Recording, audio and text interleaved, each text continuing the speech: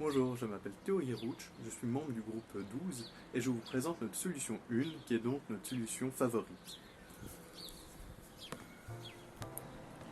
Il s'agit d'un système à double plateau comme vu en cours, avec ici le bras de levier qui va forcer chacun des deux plateaux à faire la moitié du mouvement.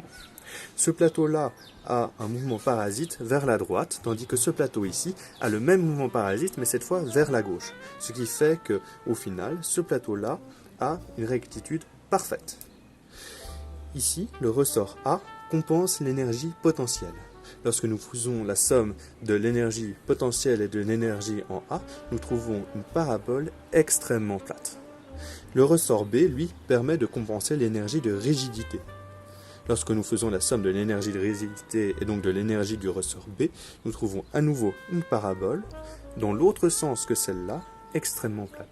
Ce qui fait que quand nous additionnons les quatre énergies, leur somme fait une courbe à nouveau très plate. Je vous laisse regarder 4,187 et 4,189. Lorsque nous dérivons cette énergie, nous trouvons la force résiduelle qui, elle, est extrêmement proche de 0. Pour l'analyse de mobilité, nous voyons que nous avons 4 boucles.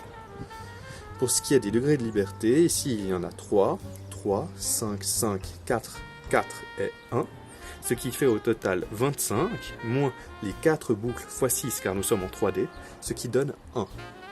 Étant donné que le degré de liberté est de 1, en Z, le degré d'hyperstatisme est de 0, ce qui est parfait. Voici notre traduction en guidage flexible, avec ici une lame, ici 2 tiges, ici une lame croisée, et là, ce mécanisme ici, qui a donc un degré de liberté de 4. Pour le dimensionnement, nous avons utilisé ces valeurs clés ici, et c'est grâce à ces valeurs que nous avons pu trouver sur MATLAB toutes les différentes courbes. Comme matériau, nous utilisons l'aluminium. Voici le prototype de notre mécanisme avec en noir le bâti, en rouge les différentes parties flexibles, en bleu notre premier plateau qui fonctionne de manière rectiligne grâce au second plateau ici, et finalement le bras de levier.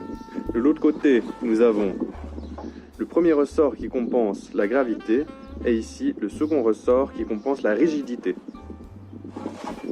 Ce qui est intéressant de noter est la mise en place de butées, ici et ici, qui empêche simplement le mécanisme d'aller en delà de sa capacité. On peut voir que si l'on essaie de trop monter, la butée va arrêter le mécanisme avant de mettre en danger les différentes parties flexibles.